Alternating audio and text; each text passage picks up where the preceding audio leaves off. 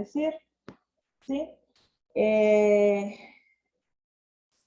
Traten de participar todos, por favor, porque en base a eso que yo les pongo la nota, ¿verdad? No es lo mismo pelón de siempre. Entonces, ¿quién de ustedes me levanta la mano o me escribe? Me quiere decir que es infección. ¿Qué entendió por infección? A ver, Julián. Julián y después Adriana Dabú. ¿Quién va? ¿Él o yo? Primero Julián, que ya no me contestó. Julián. Dale, Julián. Perdón, estaba hablando solo. Vaya, dale. Lo que yo entendí por infección Ajá. es,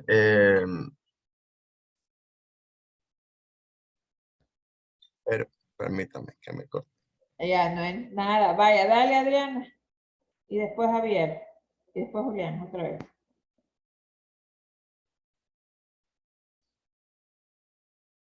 Adriana. Ay, espérame, ahorita. Es Ay, cuando no, que se me trabó la mano, ya.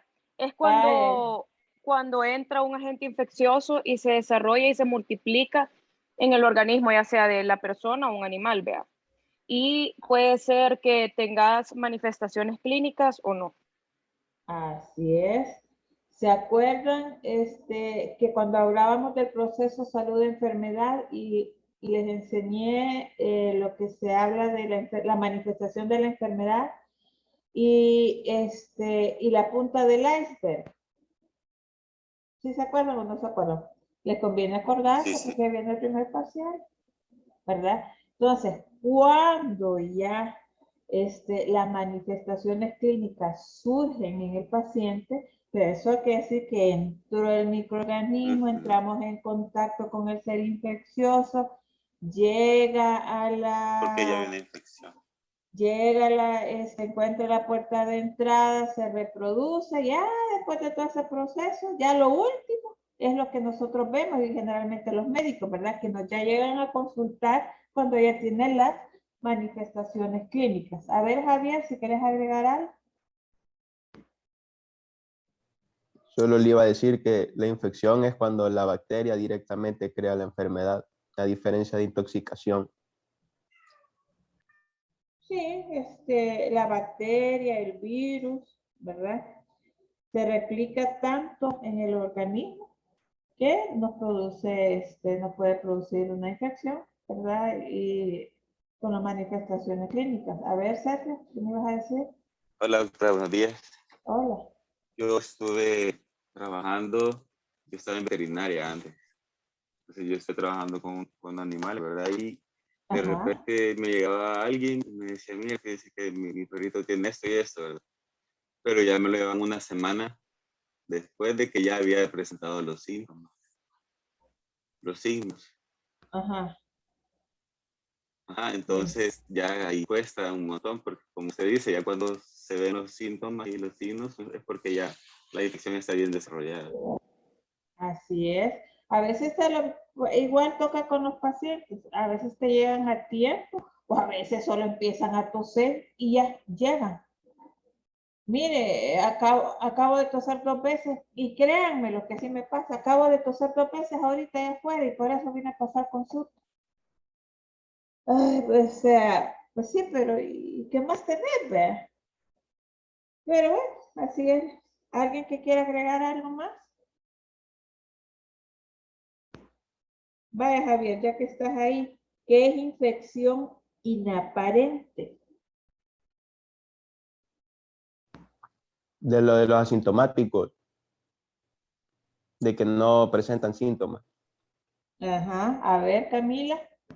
Es la presencia de un agente, pero la diferencia es de que no presenta signos ni síntomas clínicos, o sea, no son manifestados y solo se puede identificar por manifestaciones, creo que decía de actividad positiva, reactividad positiva y por métodos de laboratorio. Ajá, Saraí, ¿quieres agregar algo? No, eso que era, también tenía como característica eso, ¿verdad? Que solo se podía identificar por métodos de laboratorio o pruebas cutáneas específicas. Ajá. Julián. Creo que ya está dicho todo al respecto. Héctor. Sí, creo que ya se ha dicho todo, pero solo, Ajá. como decía mi compañero Javier, de que son las personas que son asintomáticos y de que pueden tener dicho agente infeccioso y no pueden sentir ningún síntoma. Ajá. Deme un ejemplo de infección inaparente. Los asintomáticos del COVID. No. No. Sí, fíjate. Claro que sí. Son asintomáticos. Ajá. Andan la enfermedad, pero andan como Juan por su casa, tranquilos. Pero eso sí, andan expulsando por medio de boca, nariz, ¿sí? El agente infeccioso. Entonces, tal vez para la persona, ¿sí? No le causa mayor problema, pero al abuelo, al papá, al amigo, a la novia, sí, ¿verdad? Cada sistema inmuno es diferente. ¿Qué pasó, Liz? No, yo quería mencionar el sinónimo que es una infección subclínica y en esta palabra subclínica tengo una duda y quería preguntarle a ustedes, será como, yo he escuchado del hipotiroidismo. Liz, no te oigo absolutamente nada. Pero es lo mismo, infección subclínica es, y ya lo oíme, eso lo acabamos de ver, subclínico es que podés presentar manifestaciones clínicas, pero en forma generalizada, ¿me explico? Que no son patognomónicas de esa enfermedad. Por ejemplo, la mayoría empezamos como subclínicas, o sea, solo con resfriado, o sea, malestar general, cefalea, pero eso no quiere, no sabes realmente qué enfermedad es, ¿me explico? Hasta que ya empieza a avanzar en tiempo y en gravedad la enfermedad, ya nos podemos dar cuenta de tal vez realmente cuál es la patología que está presentando, ¿sí? Bueno, infección inaparente puede cambiar de estatus y pasar a aparente. ¿Cómo lo hace? ¿Puede repetir, doctora, por favor? Que si la infección inaparente puede cambiar, o sea, siempre se va a mantener inaparente o puede cambiar a aparente o ya presentar con signos y síntomas. Puede cambiar. Puede cambiar. Y pues, Claro, ahorita pueden dar un paciente asintomático y mantenerse asintomático o que el microorganismo se reproduzca o se replique tanto en el cuerpo que llegue un momento en que ya empieza realmente a presentar las manifestaciones clínicas, ¿verdad? Y ahí entra el grado de severidad. Es que sí, sí se puede. Bueno, niños, ¿qué es fuente de infección? Gabriela Guzmán y la Camila otra vez y de ahí los demás. Ya sea la persona, animal, objeto o sustancia de la cual el agente pasa pues al huésped. A ver, Camila, dame un ejemplo de fuente de infección. Y Valeria, que me dé otro. Podría ser cuando una persona tiene gripe y se lo pasa a la otra persona. Sí, fuente de infección es la persona enferma. ¿Qué más? O como lo que usted dijo de cuando la varicela, digamos, cuando alguien la tiene y que, digamos, con niños están jugando y se les pega. Ajá, exactamente. Fuente de infección, vuelvo y repito, es la persona infectada, ¿verdad? Que por contacto directo con la otra persona, o puede ser indirecto a través de fomites, un vehículo de transmisión, puede contagiarse también, adquirir la enfermedad. A ver, Dayana, ¿qué me querías decir? No, que sí, por ejemplo, también podría ser cuando un animal, por ejemplo, un perro tiene rabia. sería la fuente de infección y se lo pasa al humano. Sí, la fuente de infección sería el chucho, ¿verdad? A ver, ¿quién más? Marcela, ¿me quieres decir algo? Sí, también, no sé si podría ser también las infecciones por moscas, la gente sería la mosca y todas las enfermedades que trae, que puede llevar la mosca. No, fíjate que la mosca realmente no, porque solo es un vehículo de transmisión y se ha comprobado que la mosca lo que hace es ponerle que se para en donde ha defecado un animal. Ahí se paran, ahí es bien galán, a toda madre ahí, y viene y de repente vos estás comiendo y se te para en tu bistec. Entonces, te va a infectar lo que estás comiendo por medio de las patas, ¿verdad? Porque estuvo parada en las heces, estuvo parado en basuras, por eso están asquerosas las moscas, ¿sí? Entonces ese solo mecanismo, solo transporta el agente infeccioso, ¿sí? A ver, Javier Amaya, ¿quieres decir algo? Y la comida. ¿Qué pasa La con la comida comida? contaminada no es fuente de infección. Sí, puede ser, o sea, como en el laboratorio, ¿se acuerdan de que el alimento fue un postre, verdad? Entonces estaba contaminada, entonces esa fue la fuente de infección. Bueno, ¿estamos bien aquí entonces? Fíjate que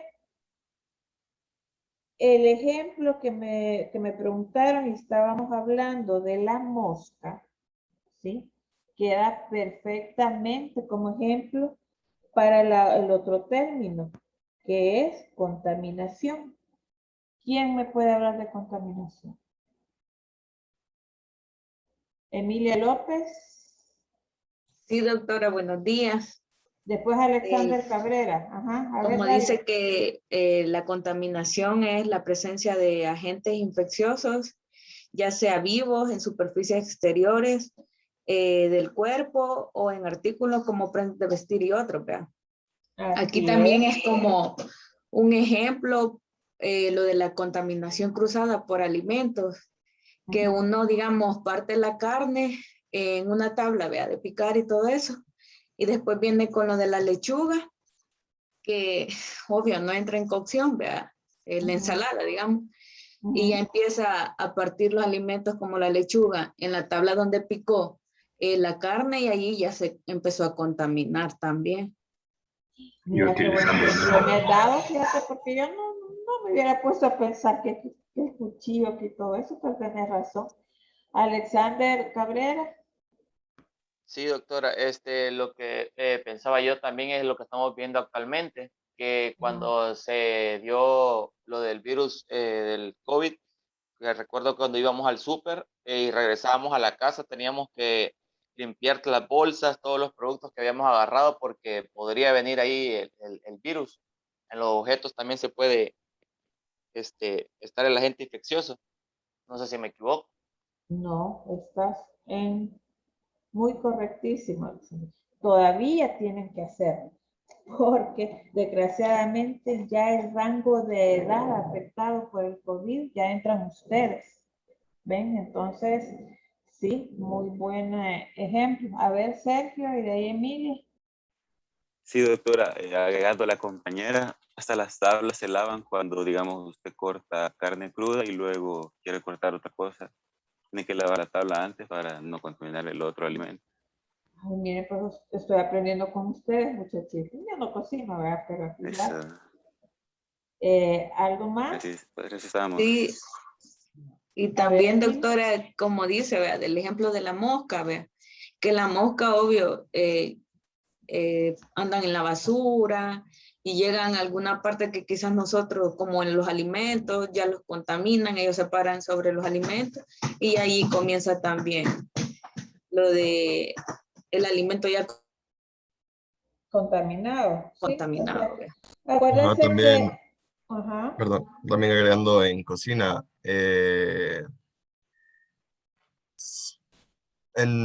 Cuando uno estudia cocina le enseñan de que existen varios tipos de colores de tablas y dependiendo del color de la tabla es el alimento que se va a manipular en él.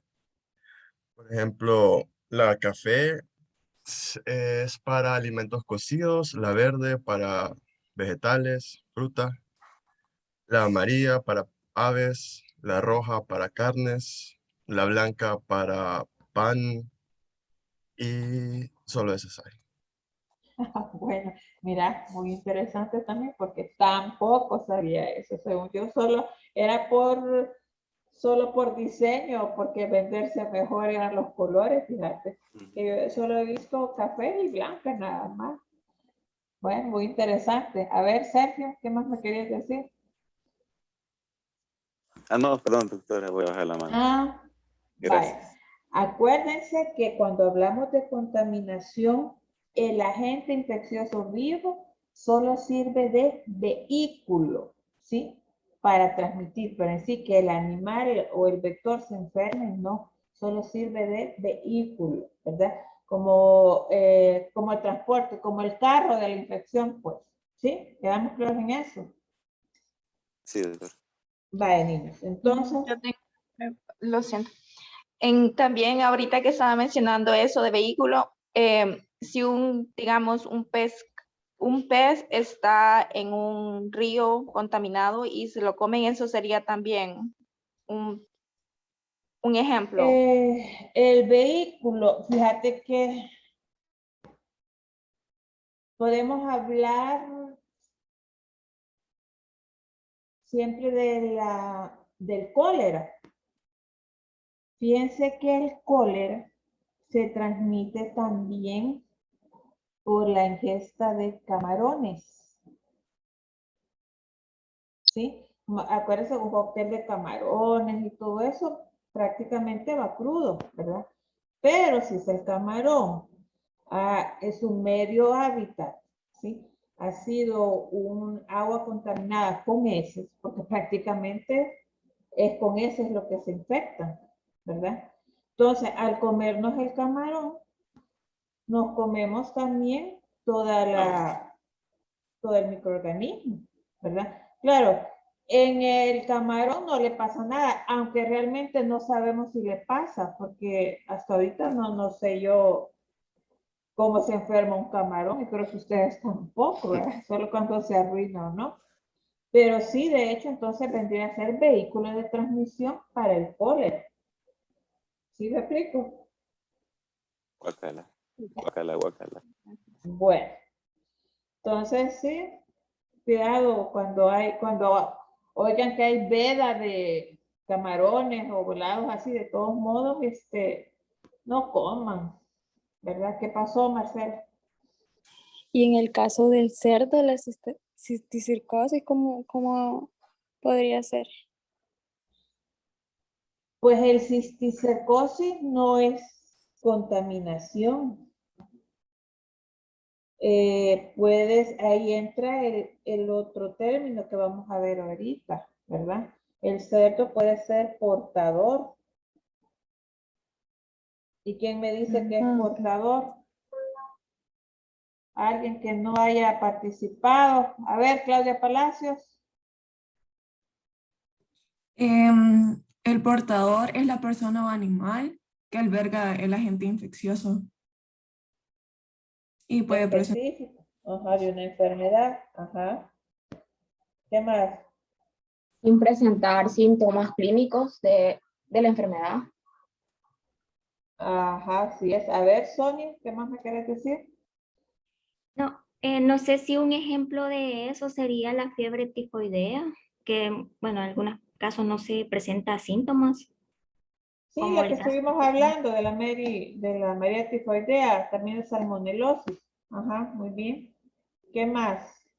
Camila.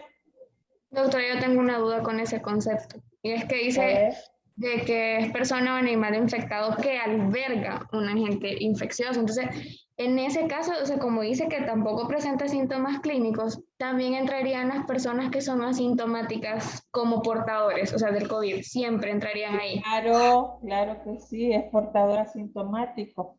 simplemente que no se desarrolla la enfermedad en él y ahí le anda, ¿ves? Tranquilamente. Como la cisticercosis, bueno, que hasta cierto punto es que no sé muy bien cómo está la onda de los cerdos, pero sé que pues sí, se transmite en la carne contaminada, ¿verdad? Pero realmente creo que sí da manifestaciones clínicas el cerdo, porque como no, porque se le ve en la piel, pero ya cuando está la enfermedad bien avanzada, ¿verdad? Cuando apenas le empieza, creo que ahí es el problema, y si no tratan o curan bien la carne, olvídense, ¿verdad? Entonces nos sirve también como vehículo. A ver, Claudia Palacios. No, que también un ejemplo de portador puede ser el dengue, o sea, el zancudo. No, porque eso estamos hablando que es enfermedades vectorizadas. O sea, ahí estamos hablando vehículo o fuente de infección, que más bien es el vehículo, porque, o sea, solo el zancudo solo lo transmite, ¿verdad? Realmente no sabemos si en el zancudo también le da la infección, no sabemos las manifestaciones clínicas, pero por eso lo tomamos como vector, ¿verdad? A través de el zancudo es que nos transmite la enfermedad, ¿verdad? Por la picadura del animal, que ahí cuando, fíjense, no pica, no muerde, pica, en su, no sé cómo se llama eso, no es boca, aguja, antena, no sé. A veces ustedes ¿se han fijado que nos está picando y no sentimos nada? A veces. Sí. Ah, es porque el muy condenado tiene un tipo de anestésico ahí. Entonces, cabal, cuando nos pica realmente nos sentimos. Y cabal, cuando nos está picando, ¿sí?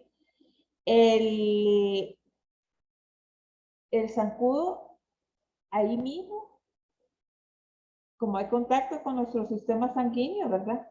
Nos está contaminando y nos está inyectando el agente infeccioso, ¿sí?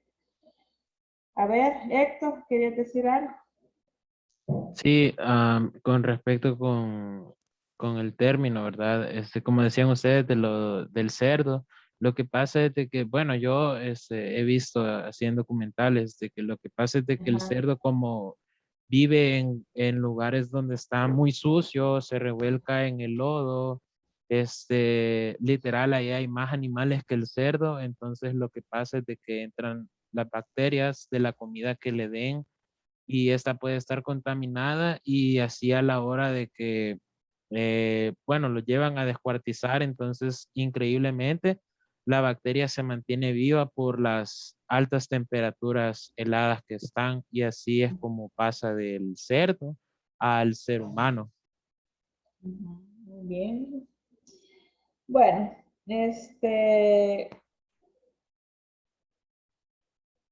que es suficiente de portador. Entonces veamos con infectividad. ¿Quién me ayuda? A ver, Catherine Navarro, es la propiedad de la gente de poder alojarse y multiplicarse dentro del huésped. Muy bien. A ver, Katia Alvarado.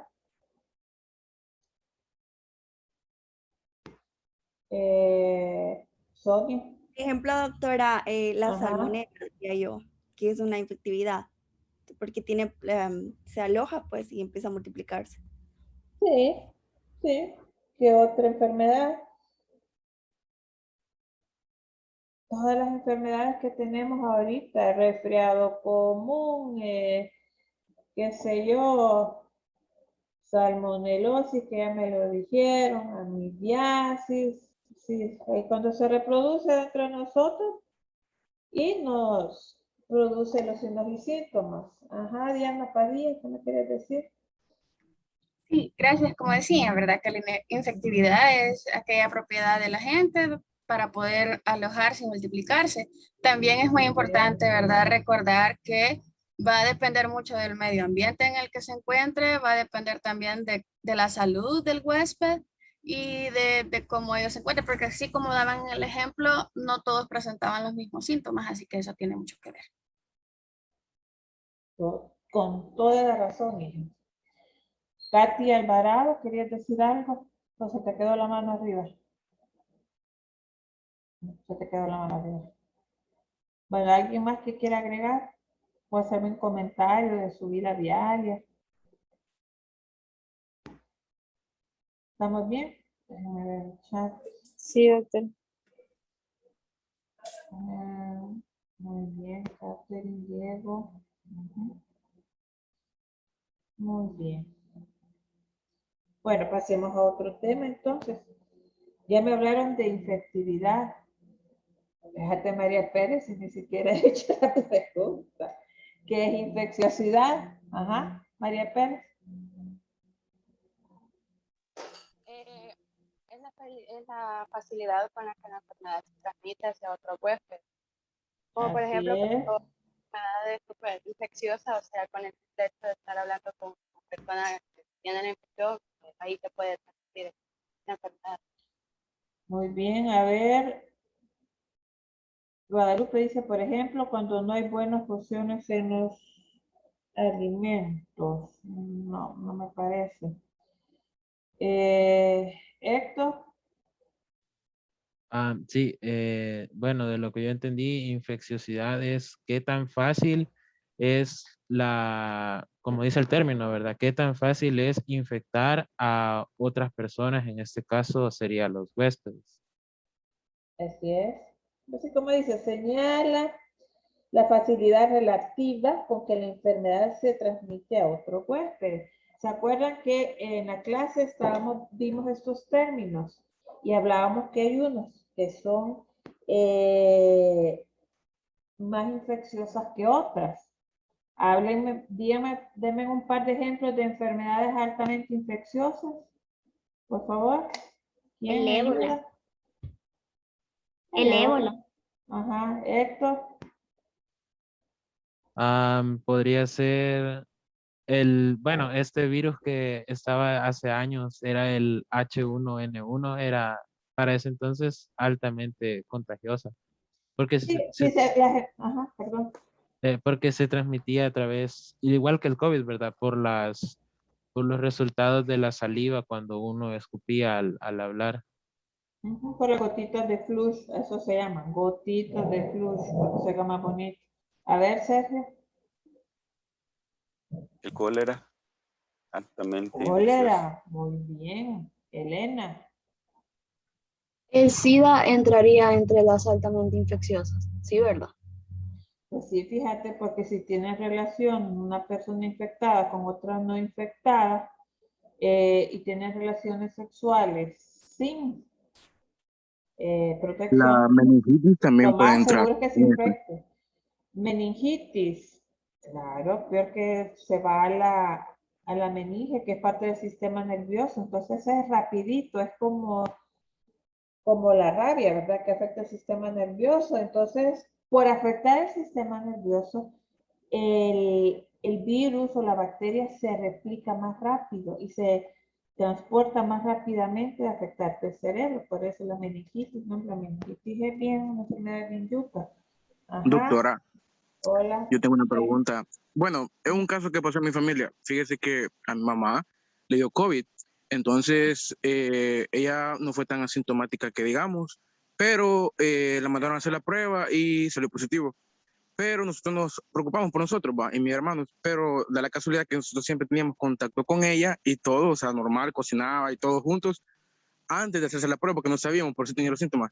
Pero en ese lapso de tiempo nos la fuimos a hacer nosotros y, o sea, todos fuimos negativos. La única que fue positivo fue ella. Yo me quedé como que, ¿cómo fue posible eso?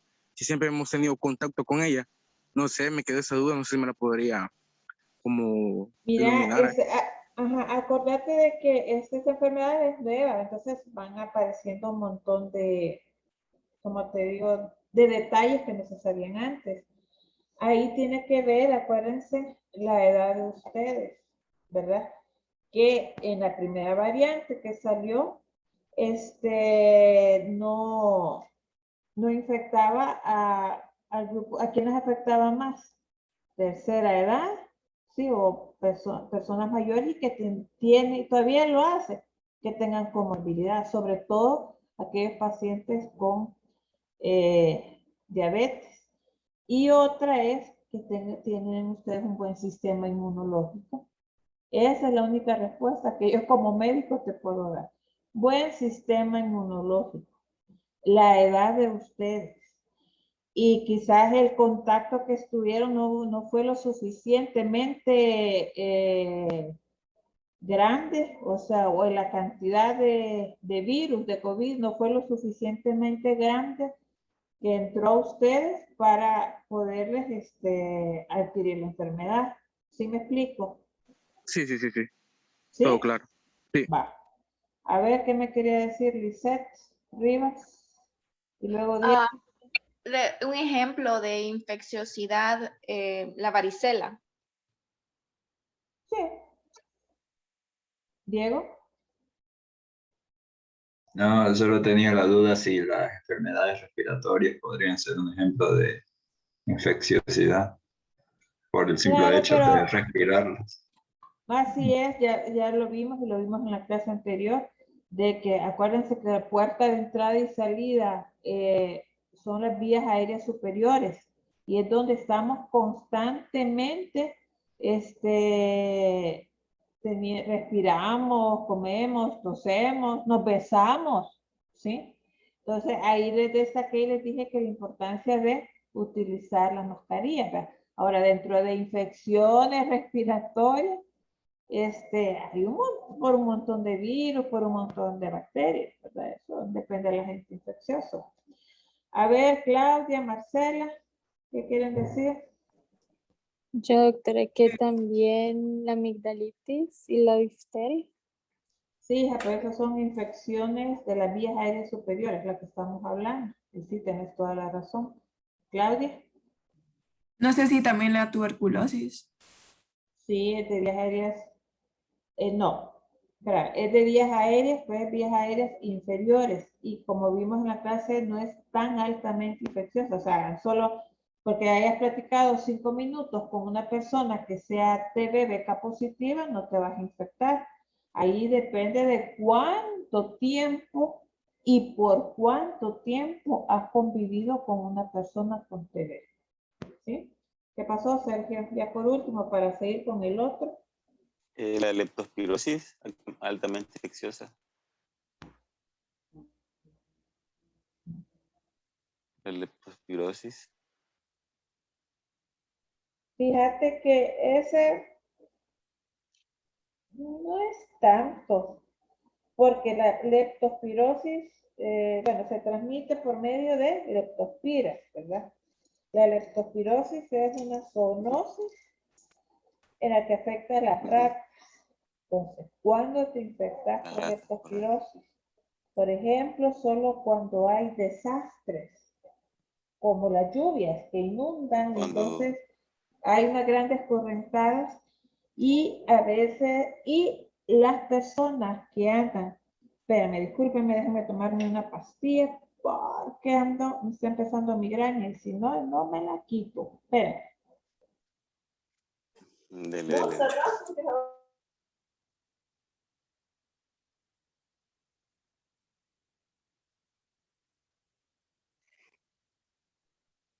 Pues sí.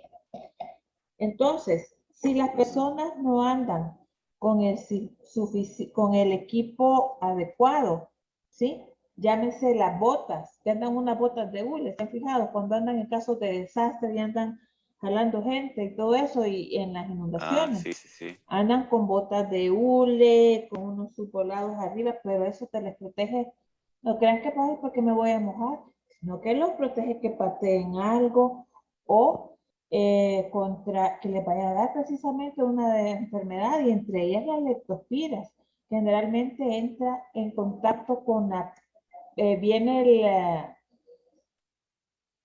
la rata mojada, por decirlo de alguna manera, suelta suelta leptospira, anda flotando en el agua, venís tú y andás ahí en el charco y ponele que por cualquier cosa tenés una escoriación o te pica por algún lado, te rascas, entonces permitís que la leptospira entre en la piel, ¿sí? Y ahí viene y ya los días, entre 3 y 5 días, máximo 7, puedes empezar con las manifestaciones clínicas. Que las manifestaciones clínicas no es la gran cosa, que fiebre, cefalea, estado catarral, malestar. Ahí lo que interesa más es el nexo epidemiológico. O sea, el nexo epidemiológico es que personas que hayan dado, ¿verdad? Que ha sucedido un desastre, están en contacto con aguas estancadas. Y por la orina no. Ahí vamos. Por la orina de la rata. Las No sé, leptospiras, Francis. ¿sí? Se liberan por medio de la orina de la rata. Muchas veces también se les recomienda a las personas, Lavar sobre las todo las latas. del campo, que protejan los alimentos también, ¿verdad? Porque también las ratas se orinan ahí encima, defecan y todo eso, y es otra manera también de transmitir la leptospirosis. Bueno, yo ya me puse a hablar de leptospirosis. Y sigamos pues, ¿estamos bien ahí? Dijimos infecciosidad, ¿verdad? Sí. Va. Entonces, háblenme de patogenicidad. Es la capacidad que tiene un agente infeccioso para producir una enfermedad, pero lo curioso es que lo produce en un huésped susceptible. No, ni tan curioso, si vos estás cabal en el momento adecuado, no tenés tu sistema inmunológico, no estás vacunado, sí puede dar, ¿verdad? A ver, ¿quién más me levantó la mano? Sergio, ya me hablaste mucho. Marcela Alfaro. Sí, eso, doctora, es que es la capacidad de un microorganismo de multiplicarse, por ejemplo, en un ser vivo, y así produce los síntomas, que serían como la enfermedad. Va. Valeria, decime cuál es la diferencia entre infecciosidad y patogenicidad. Pues bueno, pienso que la diferencia es de que en patogenicidad es cuando un huésped tiene un sistema el sistema del cuerpo que protege de las enfermedades es muy bajo. Y con referencia a la infecciosidad es que la enfermedad que se transmite de persona en persona. Pienso yo que Javier, esa es la... ayúdale. No, vale, espérate. Javier. De que la infecciosidad es la facilidad de transmisión y la patogenicidad es la capacidad de la gente de hacerle daño al huésped. Muy bien, esa es la diferencia. ¿Puede un microorganismo ser altamente patógeno e infeccioso? Sí. Sí. Ajá. Ahora vamos, ¿puede un microorganismo ser altamente infeccioso, altamente patógeno y levemente infeccioso? Sí. Sí. Bien, También. claro que sí. Bueno, y entonces, ¿qué virulencia? Capacidad de la gente de producir casos graves. Casos graves o fatales. Muy bien, Catherine Navarro, es cierto, eso es. Capacidad de la gente de producir casos graves o fatales. Ejemplo de virulencia. Una enfermedad, puede haber una enfermedad altamente virulenta y altamente patógena. El COVID. El ébola. Ébola. COVID, sí, COVID es altamente virulento también. ¿Qué más? El dengue. Podría entrar el SIDA ahí también, No. ¿o no? dengue no muy... Es virulento, pero no tan grave. Porque si lo Doctora. atendés en los casos... Ajá, ¿qué pasó? La peste negra, doctora. La herpes. Hombre, el herpes no te vas a morir, vos. La O leptospirosis. sea, puede ser infeccioso, pero no virulento, porque virulento, acuérdense, El dice, cólera. capacidad de casos graves o fatales. A ver, Adriana. Leptospirosis. ¿La de la rata o no? No, pero no es fatal. No te morís por una Sí, es fatal. leptospirosis. Yo Pues conozco sí. gente que se ha muerto de eso. No, pues sí, pero no son las grandes cantidades. Si te lo describen, si te lo descubren a tiempo, no hay problema. Ahí el problema es, por eso te digo, el nexo epidemiológico. ¿Sí? Ya, O ya, sea, ya. tenés capacidad, hay tiempo para salvar a la persona, pero cuando es altamente virulento, más tardas en enfermarte que ya te estás muriendo. A eso se refiere. A ver, Eunice. El paludismo o la malaria. Sí. Sí, pero hay que acuérdense que aquí ya se radicó. Bendito sea Dios. Tengo otra. El A ver. sarampión. No. ¿Qué? Pero es que el sarampión sí es virulento, pero también si lo tratas a tiempo, no te mueres. Claro, antes, en el siglo XIX, en el siglo XVIII, te morías de un sarampión, ¿verdad? Era tipo un coronavirus. En aquellos tiempos. Tanto así, pero más o menos. Acuérdate que en aquellas épocas eran grandes mortandades de gente por las enfermedades infecciosas. Eso no quiere decir, como les expliqué, que ahorita no nos estamos muriendo, pero no como antes. Y enfermedades que ahora, gracias a la vacunación, están controladas, porque no quiere decir que no existan esas enfermedades. Simplemente están controladas. A ver, Katia.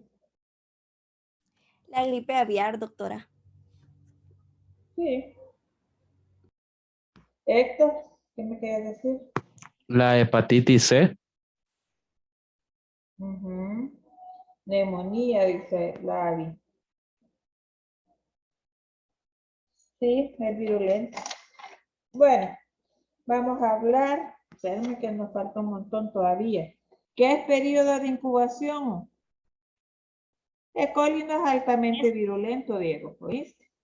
Es el intervalo de tiempo que transcurre entre la exposición de un agente infeccioso y la aparición del primer síntoma o signo. Por ejemplo, acuérdense que toda enfermedad no quiere decir que porque ya estuviste en contacto ese primer día ya te dio la enfermedad. No, tiene que encontrar, acuérdense de la cadena epidemiológica, ¿verdad? Tiene que encontrar el microorganismo una puerta de entrada, que el ser humano a donde llegó sea susceptible de la enfermedad. Entra y llega al órgano blanco y se empieza a reproducir, ya el sistema inmune no da abasto, entonces viene y sale la respuesta, ya los signos y síntomas, ¿verdad?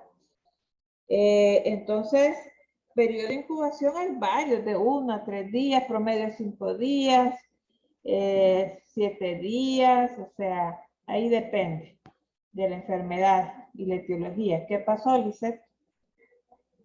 Así como la salmonela, que eso tarda como de 6 horas a 3 días, creo que es el tiempo de incubación.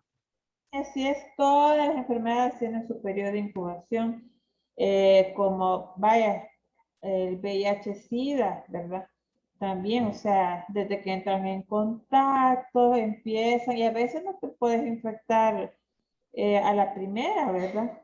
Pero ya en repetidas ocasiones, entonces ya llega un punto de que el microorganismo facilita, o se desarrolla dentro del ser humano, ¿verdad? 15 días del COVID, dice. Sí, o sea, todas las enfermedades tienen su periodo de incubación. Unos más grandes que otros. Así de sencillo. ¿Qué pasó, Sergio? Pero es que dependiendo del tiempo que se produzca la infección, así va a depender qué tan alto es el patógeno, qué tan alto es de infeccioso. Claro, es que eso Entre más tiene que ver. rápida. No, tenés razón, es que ahí tiene que ver muchos factores, ¿verdad? Por eso digo, depende de tu sistema inmune, ¿verdad? De la de la virulencia del agente infeccioso, de la patogenicidad del agente infeccioso, ¿sí? Del tiempo que hayas estado con la persona infectada, ¿sí? Todo eso tiene que ver. Bueno, ¿en qué estábamos? Periodo de incubación. ¿Y periodo de latencia, niños? ¿Qué es? A ver, Claudia Palacios. Es el intervalo de tiempo desde que se produce la infección hasta que la persona ya es infecciosa. Así es, porque una cosa es que nosotros estemos enfermos, pero todavía no podemos contaminar a otros. ¿Sí? Entonces, eso es el periodo de latencia.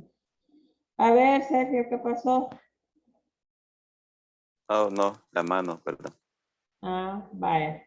¿Quién más quiere agregar a esto que no sean lo mismo de siempre? Lisette.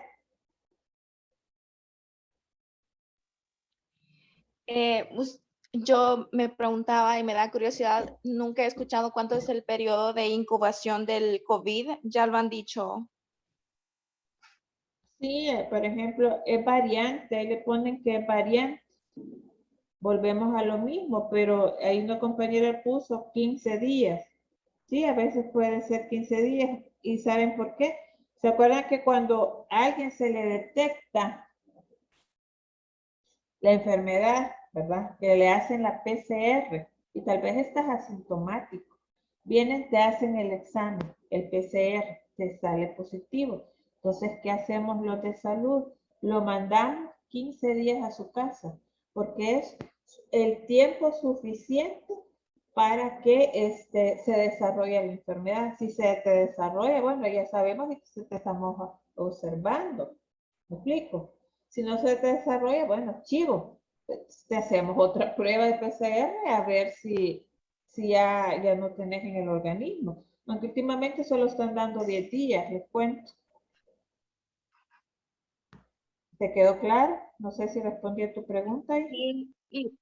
Sí, ¿será que el periodo de latencia será de inmediato o también tarda unos días en que podemos infectar a alguien? No, tiene que tardar, o sea, tardar unos días, ¿verdad? En lo que todo se reproduce y todo eso. Ok.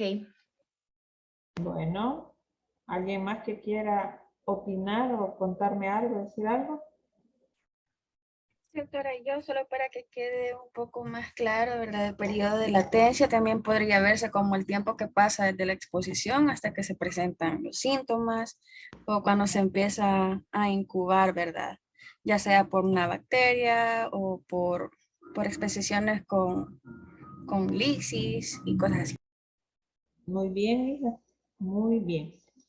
Bueno, periodo de transmisibilidad, ¿qué es? A ver, Marcela, y luego Héctor, Chávez. Sí, doctora, es el intervalo de tiempo en el cual el agente infeccioso puede ser transferido directa o indirectamente de persona infectada a otra persona. Sí, O también de un animal infectado al ser humano. Así es. A ver, Héctor, ¿qué querías decir? Solo para agregar, ¿verdad? Es como, eso es el tiempo, es el intervalo del tiempo, ¿verdad? En que una persona altamente infecciosa puede pasar el virus a una persona sana. Y como decía mi compañera, este puede ser transmitido directa o indirectamente. Muy bien. Bueno, ¿se acuerdan que estábamos hablando de zoonosis? Entonces, ahora díganme, ¿qué es zoonosis? Las enfermedades que se transmiten natural o accidentalmente entre los animales y los humanos. Ujú. Acabal Navarro también tienes razón. ¿Quién más? Marcela, ¿quieres decir otra cosa? No, doctor, solamente eso, lo que habíamos hablado. Vaya, que se entonces baja la transmite. mano, que ahí me confundís.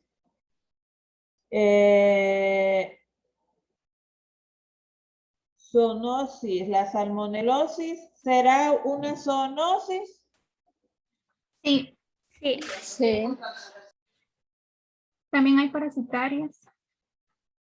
Y No. Es que la salmonelosis,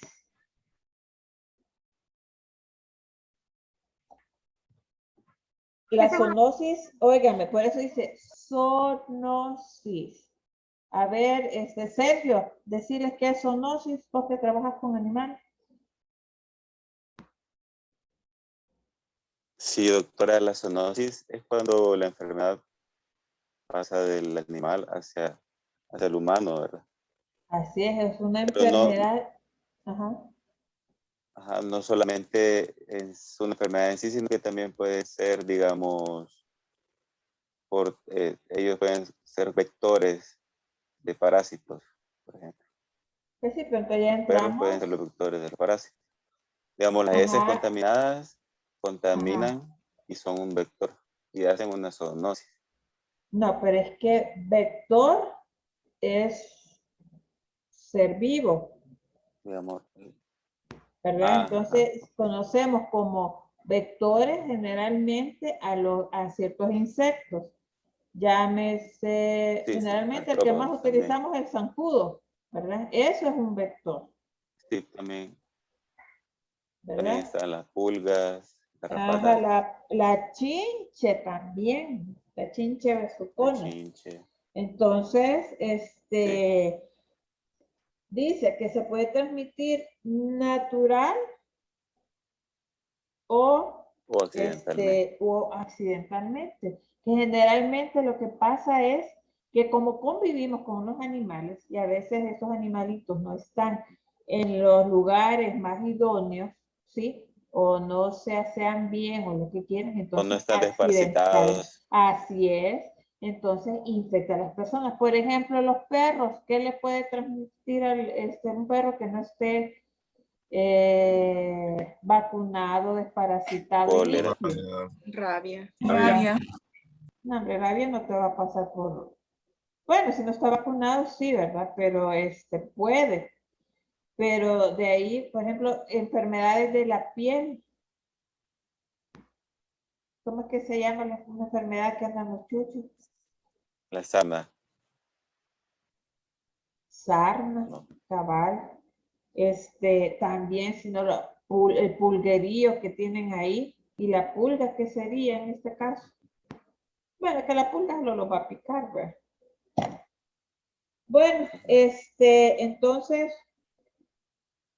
también se supone que de humano podemos infectar a nuestra mascota, generalmente enfermedades respiratorias, que me he dado cuenta yo, ¿verdad? Que anda la gente con gripe y el chucho ya anda estornudando también, pero solo eso he visto yo, no sé si ustedes Y el han moquillo visto le puede otro. dar a la gente. Fíjate que El moquillo honestamente le puede no dar a la gente. sé, no sé, ni sé qué es moquillo. A mí me quedó esa duda también. Es como la gripe de los perros. Pero para Gripe ellos de sí chucho. es bien fulminante. Pero para ellos sí es bien fulminante. No, pero yo creo que al ser humano no, honestamente. Yo creo que no, porque yo creo de que hecho... No he oído yo ni me ha llegado en todos mis años ningún paciente que diga, mira, Chucho tenía moquillo, yo tengo moquillo. No. No. Fíjate. Julián, ¿querías decir algo, hijo? Sí, le quería preguntar si también entra en zoonosis cuando uno come carne de cerdo mal cocida, la teniasis, se contrae la teniasis. Pues sí, fíjate, porque realmente es una enfermedad que está afectando al cerdo, ¿verdad? Y accidentalmente o directamente venimos y nos los comemos nosotros. Entonces sí podría ser una zoonosis. A ver, Lisette, ¿qué me querías decir? Eso quería comentarle que sí, o sea, si la zoonosis es cuando el animalito tiene una enfermedad y se lo pasa directamente al ser humano. Sí, La te lo mosca, puede que- transmitir directa o indirectamente. Vaya, como estábamos hablando de la leptospirosis, se la puede transmitir indirectamente a través de la orina, ¿verdad? Bueno, creo que aquí ya. A ver, ¿quién me dice que es conglomerado?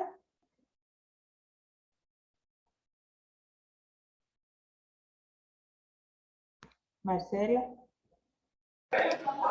Sí, es como una agregación inusual, real o aparente de eventos de la salud que están agrupados en tiempo o en el espacio. Ejemplo. ¿Alguien que me puede dar?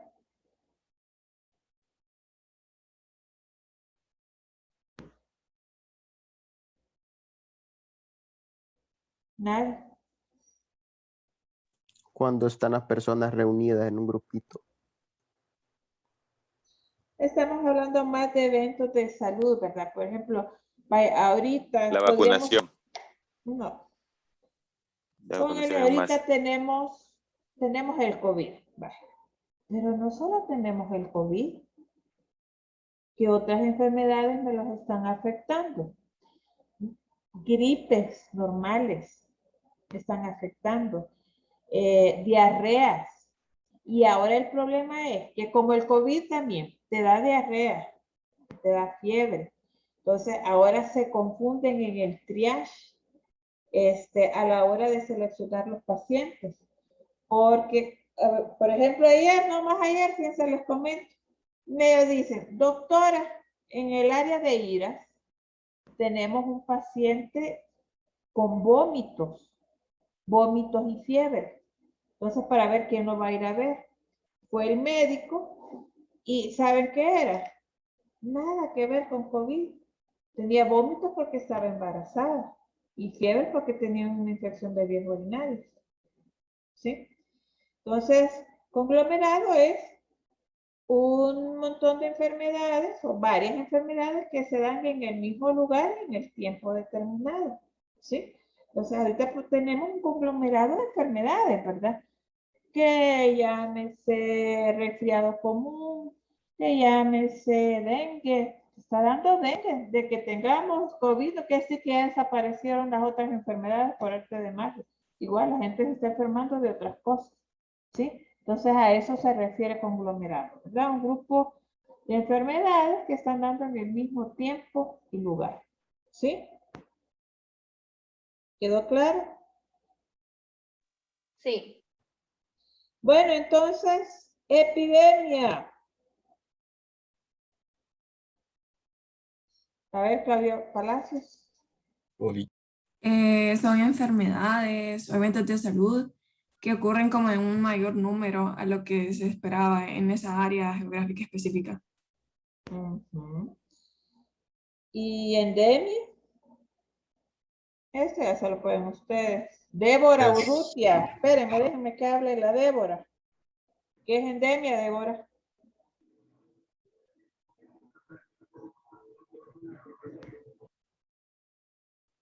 ¿O solo está conectada y no? Débora Urrutia.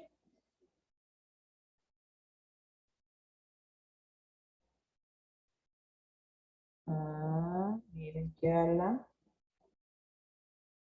Lo vamos a eliminar y le voy a poner 0. Ahí le avisan que tiene 0 en el laboratorio. Ajá, ¿quién más? Y sigo preguntando por Valeria Salazar. Sí, sí, aquí. Ajá. ¿Qué es endemia, hija? Es la presencia habitual de una enfermedad o un agente infeccioso dentro de una zona geográfica determinada. Así es, ustedes bien saben que es endemia, ¿verdad? Héctor, ¿qué me quieres decir? Ah, no, eso mismo. Ujú. Julián. Igual le quería decir la definición. Sí, entonces siempre es enfermedad habitual que ya está en nosotros, ¿verdad? Ahora, ¿la endemia se puede convertir en epidemia? Sí. Sí. Sí. Muy bien. ¿Y una epidemia se puede convertir en endemia?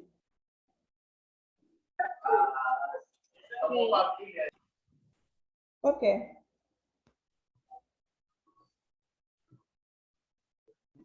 Porque Dependiendo podría de su ser. necesidad. Ujú. ¿Por qué? Pues Marcelo.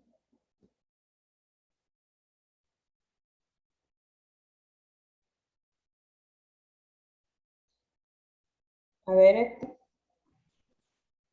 Bueno, yo creo de que sí se puede volver una epidemia endemia por la disminución de los casos que se den en cierto territorio. Sí, es que acuérdense de que a veces la epidemia también se da por una enfermedad que normalmente está conviviendo con nosotros, ¿verdad? Póngale que se convierte primero en un brote, luego se sale de las manos, por decirlo de alguna manera, y se convierte en epidemia, se controla la epidemia, pero la enfermedad vuelve a quedar endémica, ¿verdad? Porque que controles la epidemia no quiere decir que controlaste la enfermedad en el mundo. ¿Me explico?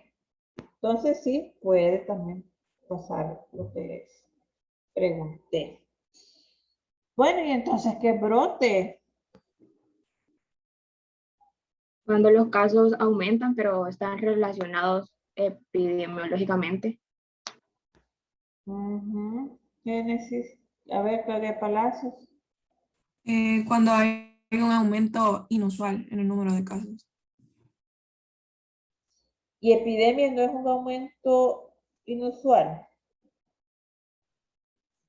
Sí. Y entonces, ¿cuál sería la diferencia entre epidemia y brote? A ver, ¿quién le ayuda? El brote es la aparición Y en y la epidemia no epidemia es la aparece. propagación. La propagación. El brote se puede dar en un lugar como específico. Así es. O sea, es el aumento de un número usual, como dicen, de casos, ¿verdad? Pero en determinado lugar, un grupo específico. Ya si aumentan los casos, se propagan a otros lugares, ¿verdad? Hablando físicamente, a otros países, qué sé yo, entonces ya podemos, ya no es brote, ¿verdad? Que está localizado en un lugarcito, sino que, por ejemplo, vamos al dichoso COVID de siempre. ¿Comenzó como brote o comenzó como epidemia? Comenzó como brote. ¿En dónde? Ahí en China. Se empezó a diseminar a tal punto que todo el globo terráqueo estamos con eso, ¿verdad? Entonces eso ya no es ni epidemia, eso ya es pandemia, ¿verdad? Aquí que escribió Linda, brote es la aparición repentina de una enfermedad debido a una infección en un lugar específico y en un momento determinado. Muy bien, eso es. Bueno, ¿qué es caso?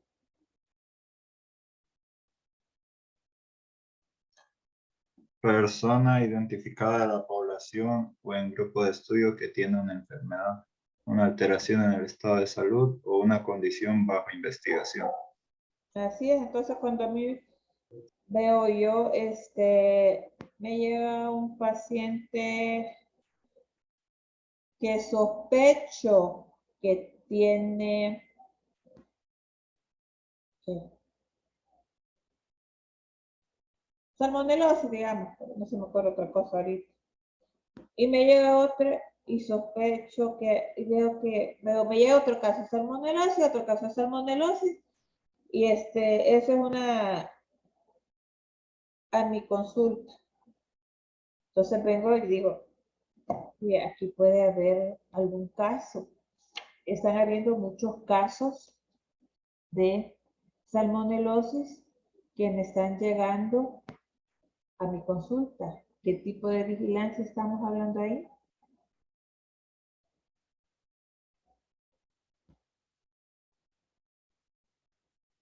Cuando el afectado llega a mí, que soy el personal de salud, qué tipo y me estoy dando cuenta de lo que les estoy diciendo, de que hay muchos casos de salmonelosis. ¿A qué me estoy refiriendo? ¿Qué tipo de vigilancia es? De campo. No. Es la vigilancia pasiva. Fíjense bien, pasiva, y eso ya le hemos hablado. Pasiva, ¿por qué? Porque a mí me están llegando los pacientes o las personas infectadas. ¿Me explico? Entonces, cuando ya veo que hay demasiados, identifico que es de un lugar, entonces voy a cambiar.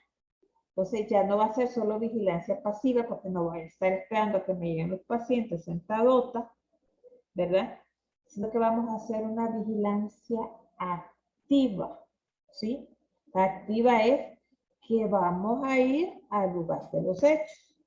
Pero ya cuando voy al lugar de los hechos, entonces yo tengo que establecer mi definición de caso. Bueno, entonces, ¿qué vamos a ir a buscar? Ajá. Bueno, vamos a hacer nuestra definición operacional de caso. Entonces la va a construir el equipo de salud, ¿sí? ¿Y qué va a hacer quién va a ser nuestro objeto de estudio? Persona de tantas a tanto de edad que presente fiebre, que viva en tal lugar, por ejemplo, porque voy a un lugar específico, y que presente fiebre, malestar general, cefalea, IMC de diarrea y todo eso.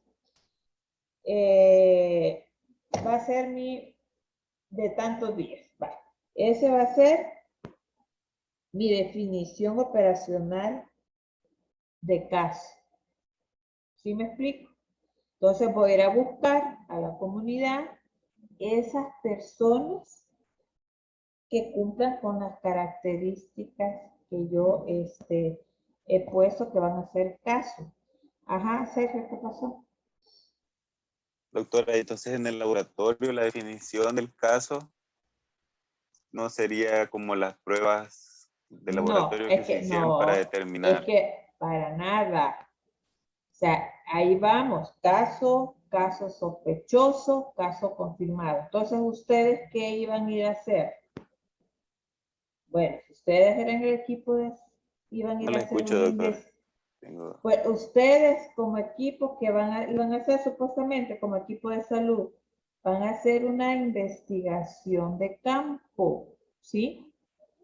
Que a su vez es activa, porque van a ir a la comunidad y es observacional, porque ustedes no van a intervenir, sino que solo hasta el final con medicamentos, exámenes y todo eso, nada más. Pero no es que ustedes van a experimentar con los pacientes así. Acuérdense que experimental es que intervienen directamente, ¿sí? En el objeto de estudio que están haciendo. Entonces ahí entran los que son casos controles, ¿verdad? Que entre otros que tienen pacientes afectados, pacientes no afectados. Entonces van a aplicar ¿qué les puedo explicar? Van a inocular COVID a un grupo y al otro grupo no, y van a dejar que se desarrolle la enfermedad y a los otros van a estarlos interviniendo para ver qué funciona y qué no funciona. Para eso es experimental. Pero si voy a la comunidad, atiendo a las personas infectadas en base a mi definición de caso, definición operacional de caso. Veo, les lanzo una entrevista, ¿sí? A todo eso después le mando el examen general de ese y todo eso. Ya cuando tengo el examen de ese, los resultados y todo eso, entonces ya puede ser, ya nos cambia, ya no es, mi caso operacional es una cosa, pero ya cuando ya detecté el paciente, ya lo tengo en tratamiento, ya confirmo mi diagnóstico, entonces ya estamos hablando caso confirmado, pero en un principio no puedes confirmar nada. ¿Sí me explico? Entonces, eso era lo que correspondía a lo que es laboratorio, pero ya vamos a llegar ahí. Entonces, tenemos criterios clínicos, laboratorio y los criterios epidemiológicos. Hay unos que me contestaron en base a los criterios y está muy bien. A ver, cuéntenme.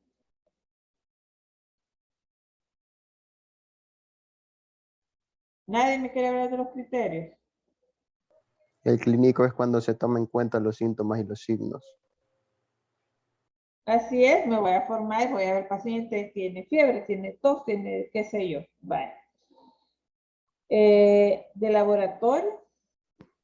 La evidencia bioquímica o patológica, microbiológica también. De la infección. Claro. ¿Y el epidemiológico? Donde se toman en cuenta las características relevantes de la distribución de los casos Pues sí, en función del tiempo y personas. pues sí, entonces ahí ponemos las tres cosas. ¿Ve?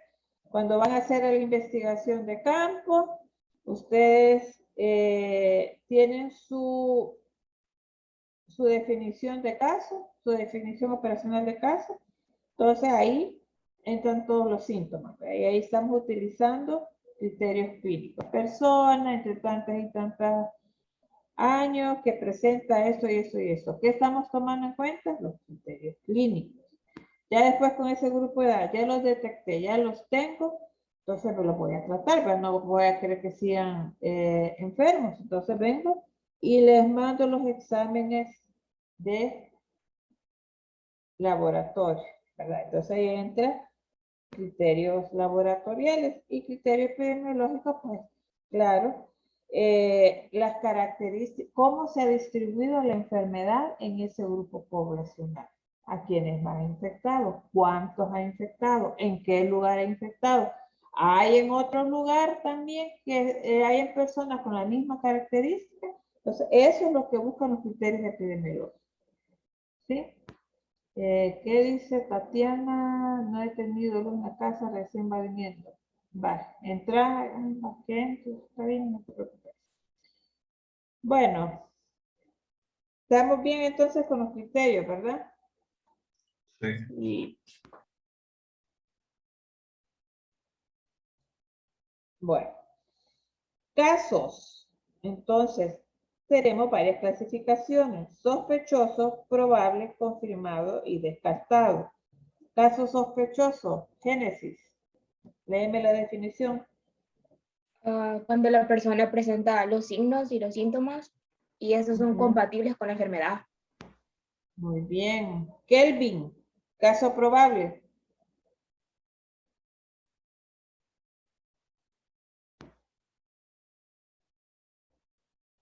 Kelvin.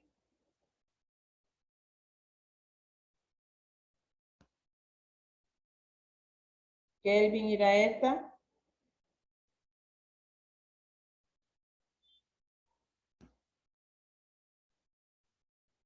Bueno. Adiós, Kelvin. Y le dicen que tiene sed. Vale. ¿En qué estábamos? Caso sospechoso. Caso probable, Eunice.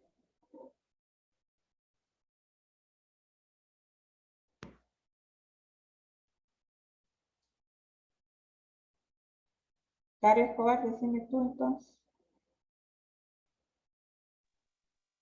Y caso probable para mí es la persona que se tiene la sospecha y se confirma en laboratorio.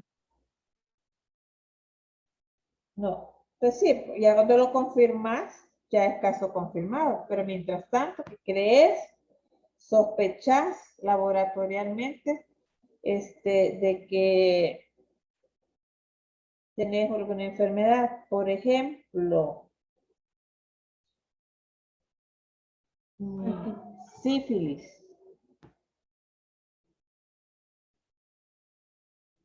Cuando sospecho que una persona tiene sífilis, espérenme, mejor déjenme plantear la respuesta de diferente manera. Me llega una paciente con una ITS, que es una infección de transmisión sexual, por ejemplo. Entonces, a todas las ITS hay que hacerle tamizaje. Tamizaje para VIH y para sífilis. ¿Sí? Entonces viene la paciente y me lleva la respuesta. Y me sale, me reportan, pongan, VIH no reactivada la fecha. Entonces, por lo menos en ese momento, podemos decir que no tiene, en ese momento, ¿verdad? Porque ahí dura 6 meses para desarrollarse la enfermedad en el VIH. Ahora, para sífilis me sale reactivo débil, dilución 1 en 4. Reactivo débil 1 en 4. Entonces, ¿qué me está diciendo? Que laboratorialmente puede tener la enfermedad o solo es portador o tuvo la enfermedad. ¿Sí me explico? O sea, da cierto resultado, pero el resultado no es contundente. Entonces, ¿qué hago en este caso? Vuelvo a repetir el examen. ¿Sí? Depende ya del resultado, entonces ya descarto o trato al paciente. Pero ya con el nuevo examen ya puedo decir si es caso confirmado o caso descartado. Entonces, caso confirmado, ¿qué es? La persona de quien se ha obtenido evidencia definitiva de laboratorio en cuanto al agente etiológico de la enfermedad, con presencia o no de signos y síntomas de enfermedad. Muy bien. ¿Y caso descartar? Es cuando las pruebas de laboratorio son activas. Aunque presente síntomas. Aunque presente signos y síntomas. Entonces, yo creo que con el ejemplo les ha quedado claro o no, díganme.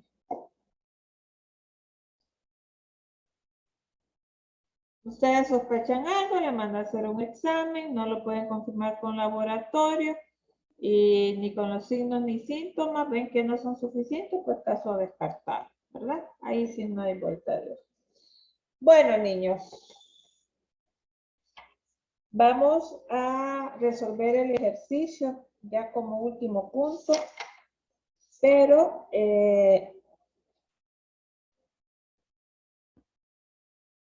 ¿quién se ofrece para leerme lo que es la introducción y la investigación epidemiológica?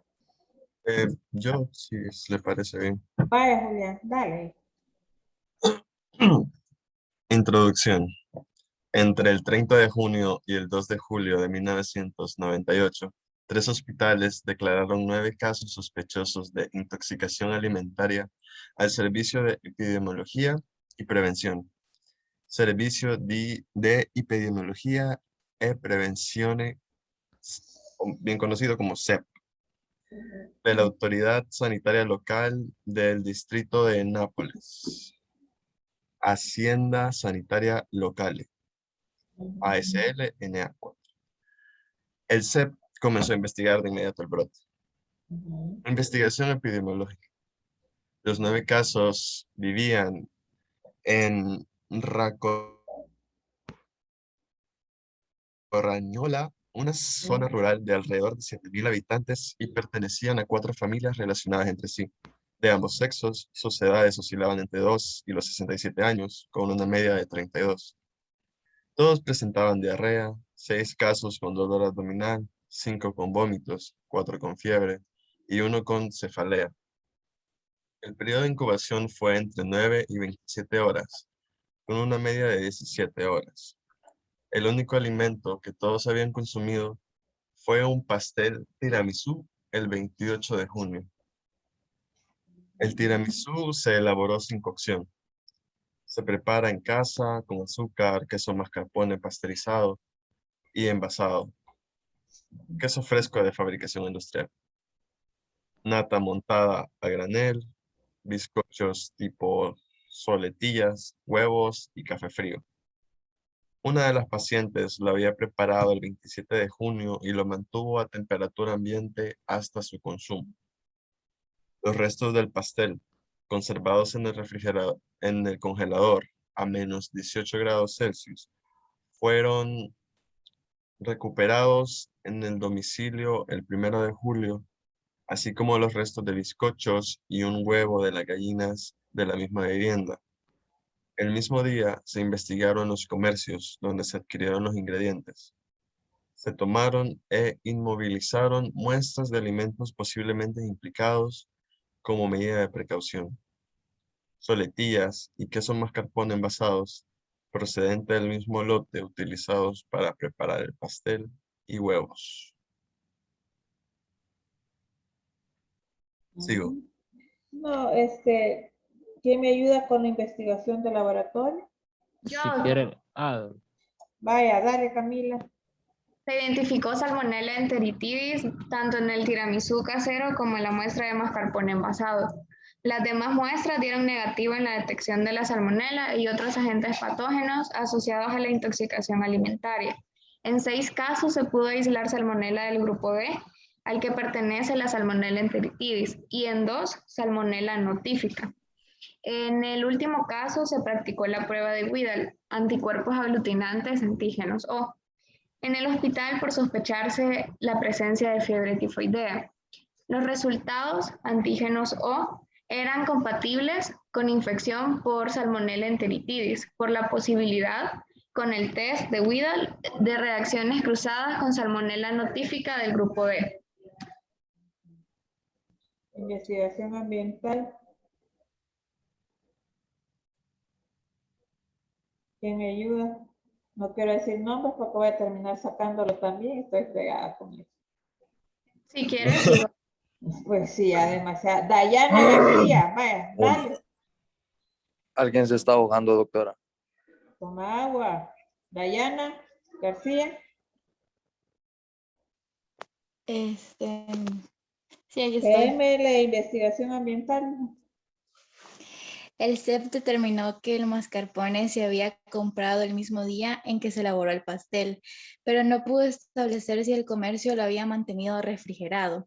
El mascarpone contaminado estaba fabricado por una empresa muy conocida, lejos de Rocarainola, y por tanto el CEP declaró el brote a las autoridades sanitarias centrales. Esta declaración dio lugar a la retirada de los comercios de lote de mascarpone contaminado.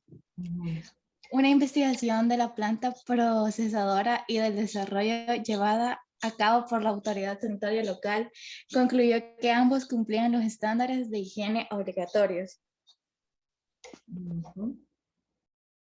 Bueno, entonces, ¿qué podemos en cuanto a la discusión y antes que pasemos a la pregunta?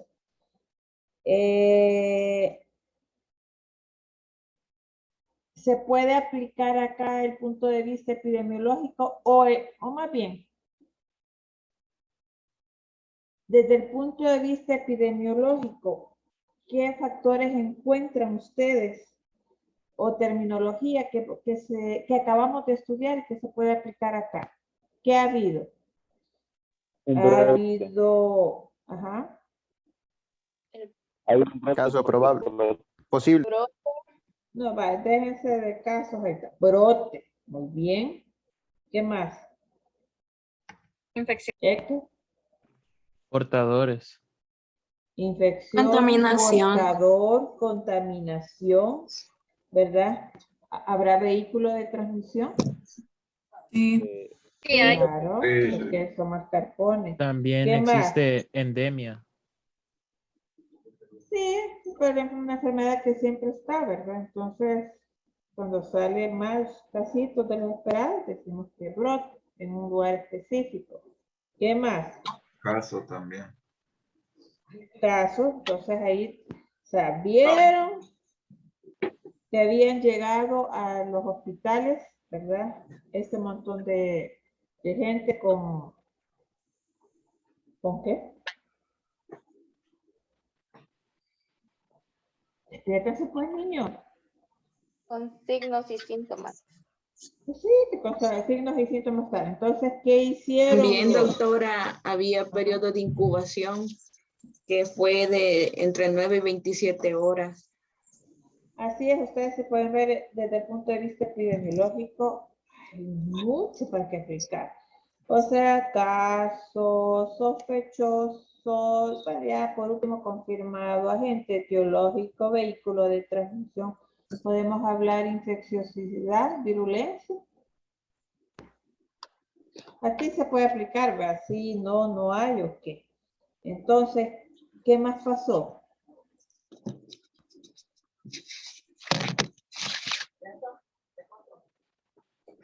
Se la voy a lavar. ¿Cuál?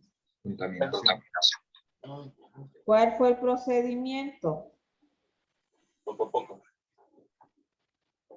Poco a poco. También, doctora, no todos presentaban los mismos síntomas.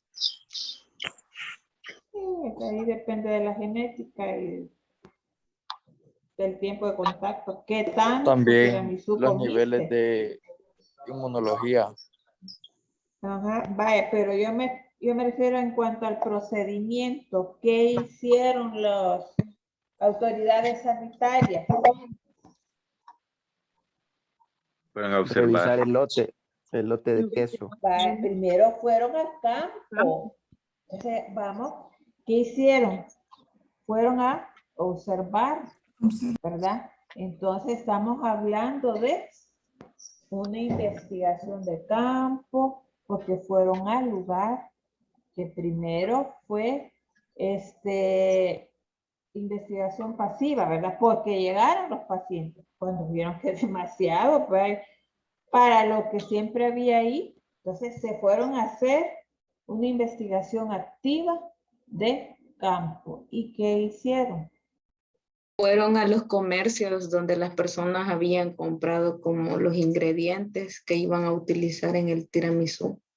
Sí, pero no llegaron de entrar, vamos a ir a ver los ingredientes. No, fueron primero al lugar, a buscar los hechos, cuáles fueron las personas, qué pasó, en qué lugar, qué comieron, y todos sacaron la conclusión que la mayoría de lo que habían comido era el pastel, tiramisú. Entonces de ahí vinieron y se pusieron a analizar el pastel, ¿sí? Cómo se hace, quiénes lo hicieron, qué se elabora y a qué conclusión llegaron entonces. De que el causante de todo eso era el queso mascarpone, porque solo ese establecimiento, como que después de la producción que tuvieron, lo llevaron de un solo a las tiendas y no hicieron un proceso debido que era mantenerlo a temperatura ambiente. Pues sí, lo que hicieron es investigar el proceso de elaboración del pastel, ¿o no? Sí. ¿Y qué fue lo que notaron? Pues Que lo habían dejado a temperatura ambiente un día antes.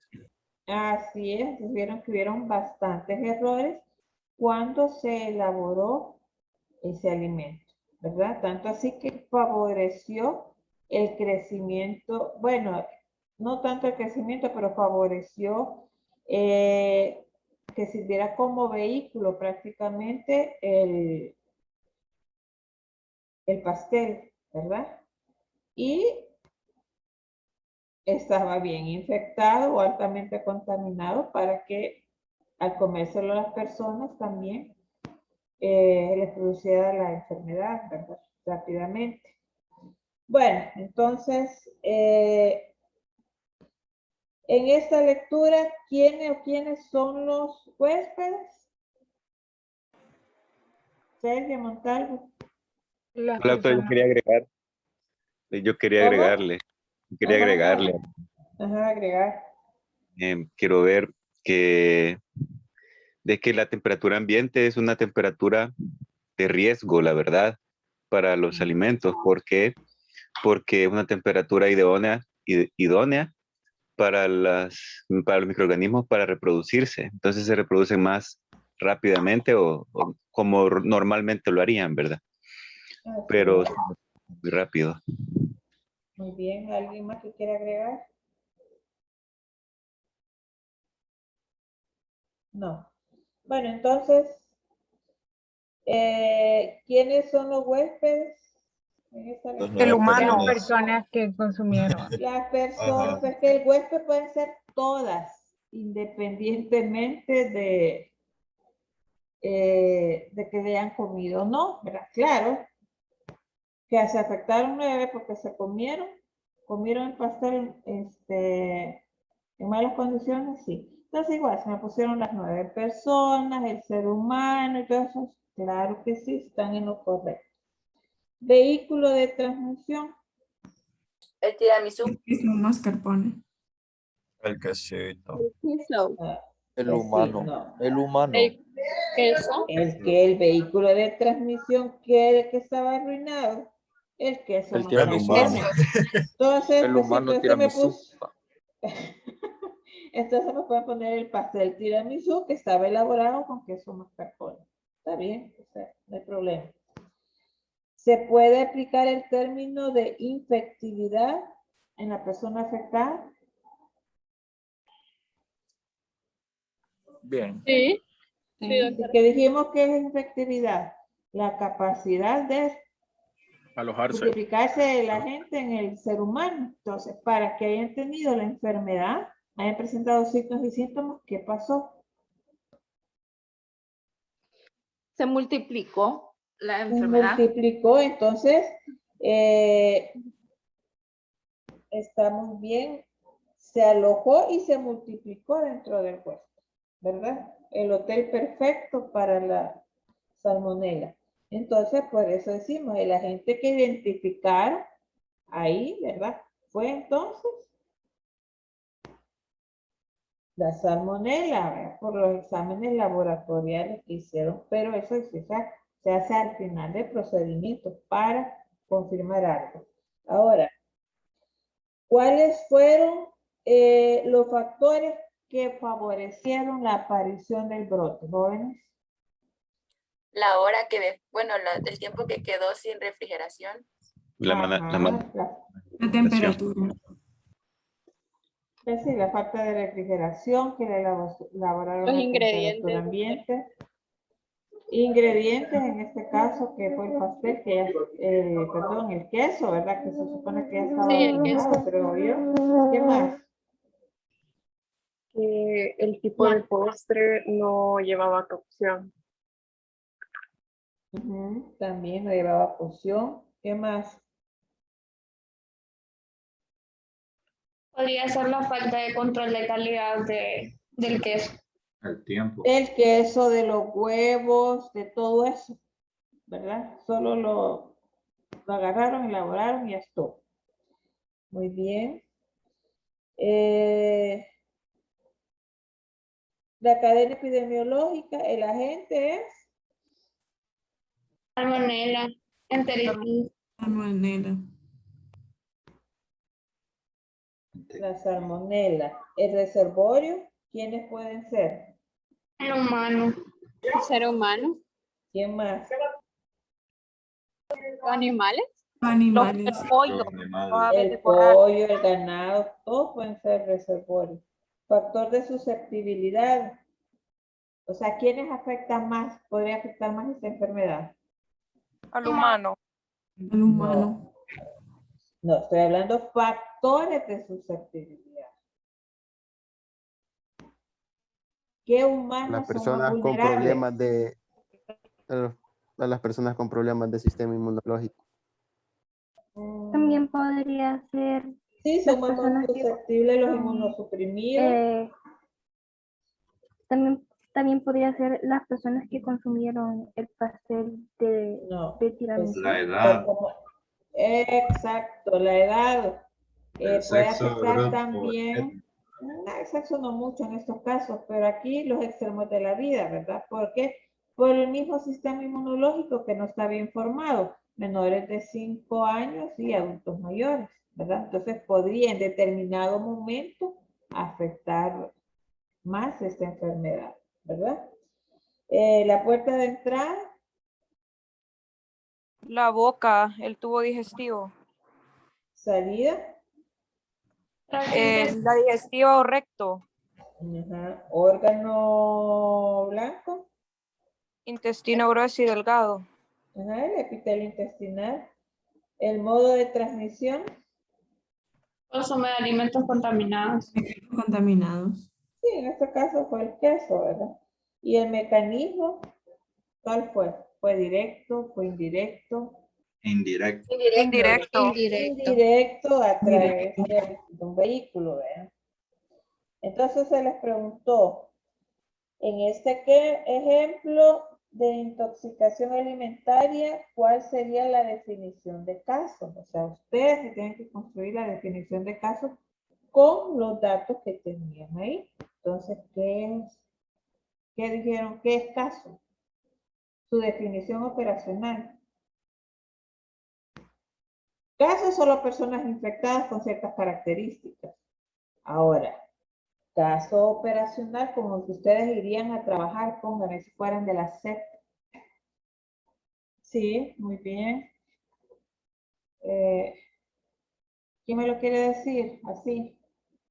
Bien dicho, bien enterito. Una persona que consumió un pastel de tiramisú y presentó signos de diarrea, dolor abdominal, cefalea, y